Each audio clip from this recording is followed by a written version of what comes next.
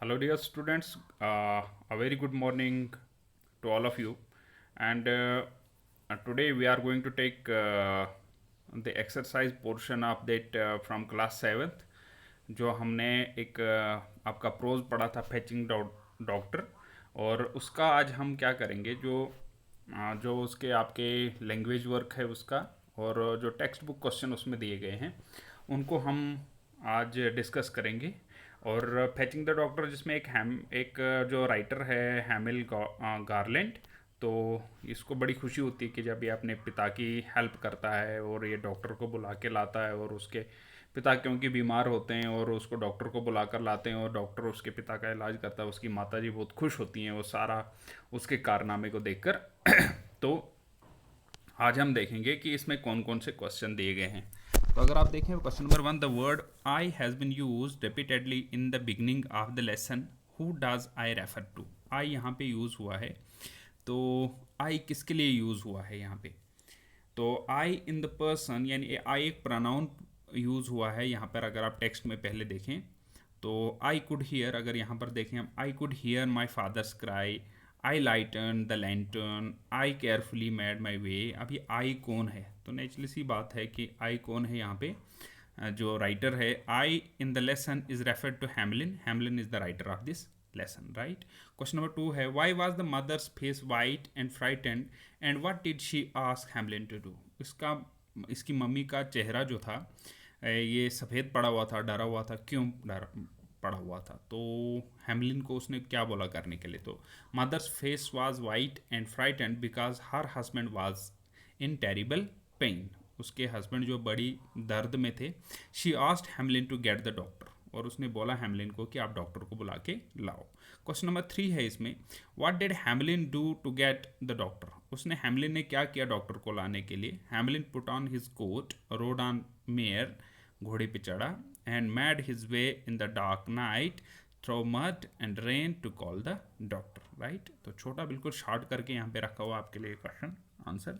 How did doctor come. अब doctor किस पे आया था? ठीक है, doctor come on swaying car carriage उसके पास भी था अपना, drawn by powerful horses, right.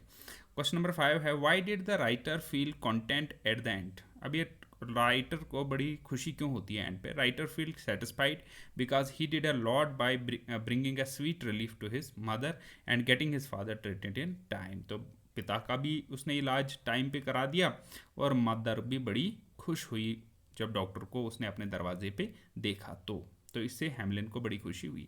अगर आप देखें आपकी टेक्स्ट बुक में यहाँ पर कुछ लैंग्वेज वर्क भी रखा गया है, जैसे use the flowing phrases in the sentences. अब सेंटेंस और फ्रेज में फ़र्क है। अब फ्रेज क्या होता है? जो हमें थोड़ा सा मीनिंग देता है, पूरा कंप्लीट। अब सेंटेंस क्या होता है? जो हमें कंप्लीट मीनिंग दे, ठीक है। तो वर्ड क्या होता है? जो सिर्फ ग्रुप ऑफ लेटर्स होता है, जो सिर्फ वर्ड होता है, जिसका कोई दैट मीन्स कि वो एक सेंटेंस नहीं होता। अब अगर दो वर्ड ऐसे लिखें जैसे ऑन, ऑन डेट, या on put, on on off, right. तो ऐसे वर्ड जब लिखे जाएं, जब दो वर्ड्स को ऐसे जोड़ा जाए, वर्ब के साथ एक वर्ड ऐसा जोड़ा जाए जिससे थोड़ा बहुत सेंस बनता है, जिससे थोड़ा बहुत मीनिंग तो बनता है लेकिन कंप्लीट मीनिंग नहीं बनता है, उसको हम बोलते हैं फ्रेज। जैसे पुट ऑन, इसमें ऑन एक अब देखें प्रपोजिशन है, sorry. Fly off, call on, come to, at once, cry out, take time, to get up, put on, call out, lay in deep sleep, look out. ये कुछ phrases use हुए हैं। आप ऐसा भी कर सकते हैं, आप यहाँ पर वीडियो को पॉज कर सकते हैं और आप देखें कि कितने आप फ्रेजेस को ठीक कर सकते हैं। उसके बाद नीचे है कुछ सेंटेंसेस, वहाँ पे अंडरलाइन किया हुआ है कुछ इसका पार्ट एक। तो उसकी जगह हमने एक वर्ड यूज़ करना है, एक सिंगल वर्ड यूज़ करना है जो आपकी बुक में, जो आपकी इस एक्सरसाइज में, जो आपका फैचिंग डॉक्टर है उसमें से आप ले सकते हैं, बड़े इजीली आप ले सकते हैं। जैसे यहाँ पे the lantern was moving from side to side, ये मूव कर रहा था एक जगह से दूसरी जगह, because of the strong wind, strong wind की वजह से। तो हम moving from side to side को स्वे भी लिख सकते हैं, SWAY स्वे। तो हम लिख सकते हैं द लैंटर्न वाज स्वे swaying because of the strong wind। तो हम यहाँ पर क्या लिख सकते हैं, the lantern was swaying, swing, swaying because of the strong wind। तो इसी तरीके से आपने इस जो नीचे वाले आपके सेंटेंस है, ये वाला, ये और ये, इसमें भी जो अंडरलाइन वर्ड है उनकी जगह पे आपने भरना है। तो आप यहाँ पर वीडियो को पॉज करें और ख़ुद इसको हल करने की कोशिश करें। राइट, होप कि आपने ये किया हो, और अगर नहीं किया है तो हम आपको गैस दे रहे हैं। ठीक है, हम इसको करके दे रहे हैं आपको। अब ये पहला फ्रेज था यहाँ पर put out, it was too cold so he put on था यहाँ पे, तो यहाँ पे पुट आउट लिखा गया। ठीक है, पुट ऑन था, sorry, put on. It was too cold so he put on, यहाँ पर देखिए पुट ऑन हिज कोट, इसलिए उसने अपना कोट डाला। फ्लाई ऑफ होता है उड़ जाना। The boy and his horse fly off the home to get the doctor. Call on, Hamlin call on यानी बुलाना, his horse and went to doctor. Come on, I know he will come on to his health soon, at once. Our father is in pain, you should go to the doctor at once, एक बार। ठीक है, cry out, I was on the way to doctor when I heard my father cry out of pain, चिल्लाना। ठीक है, take time, it will take more time to get work completed, take time, it will take time to get work completed, हम ऐसे भी लिख सकते हैं। ठीक है, it will take time to get work completed। To get up, I am still trying to get up the energy to reply। Call out, the boy was in hurry but the doctor called him out to take time। ठीक है, तो यहाँ पर lay in deep sleep, the patient laid in deep sleep after getting the medicine। Look out, the doctor looked out at boy standing in the black night of rain। right, तो ये आपके phrases हैं जो हमने यहाँ पे use करके रखे हुए हैं। अब देखिए, री राइट द फॉलोइंग सेंटेंसेस, जो हमने कुछ सेंटेंसेस वहाँ पर दिए थे आपको, उनको आपने क्या करना था, एक वर्ड करके, एक वर्ड डाल के, यानी वो जो 2-3 वर्ड्स थे उनको ग्रुप करके उनका एक वर्ड बनाना था, यानी वन वर्ड उनका आंसर आपने करना है, उसका रिप्लेस करना है उससे। जैसे यहाँ पर है जो हमने डिस्कस किया था, lantern was moving from side to side because of the strong wind, तो यहाँ पर हमने क्या किया, the lantern was swaying because of the strong wind. अब दूसरा है, the Hamlin was greatly surprised when he was awakened suddenly from sleep.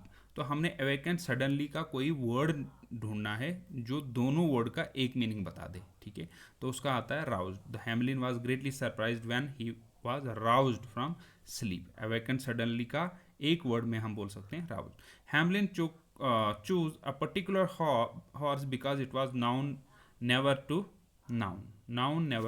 Noun, तो उसका मतलब कि बहादुर। ठीक है, Hamlin choose a particular horse because it was brave. ठीक है, he got employed in the enemy as a person carry message, तो एक आदमी जो दूसरे को मैसेजेस दे, तो he got employed in the army as a messenger. ठीक है, तो ये पूरा जो है एक मैसेंजर जो है, इन 1 2 3 वर्ड्स की जगह पे हम यूज़ कर सकते हैं। तो मिनिमम वर्ड्स का हम यूज़ करना यहाँ पे हम सीख रहे हैं। एक और आपकी इसमें दिया है, जो आपके एडजेक्टिव हैं उनको थोड़ा आपने क्या करना, पॉजिटिव डिग्री, कंपेरेटिव डिग्री और सुपरलेटिव डिग्री इनकी।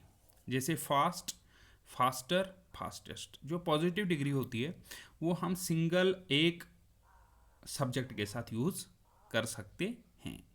ठीक है, तो जैसे हम बोल सकते हैं कि माई डॉग रन फास्ट, मेरा कुत्ता बहुत तेज़ दौड़ता है। लेकिन जब हम कंपेरेटिव में हम उसको यूज़ करें, कंपेरेटिव का मतलब ही होता है कि जब हम उसको कंपेरिजन करें, कंपेरेटिव मतलब कंपेयर करना।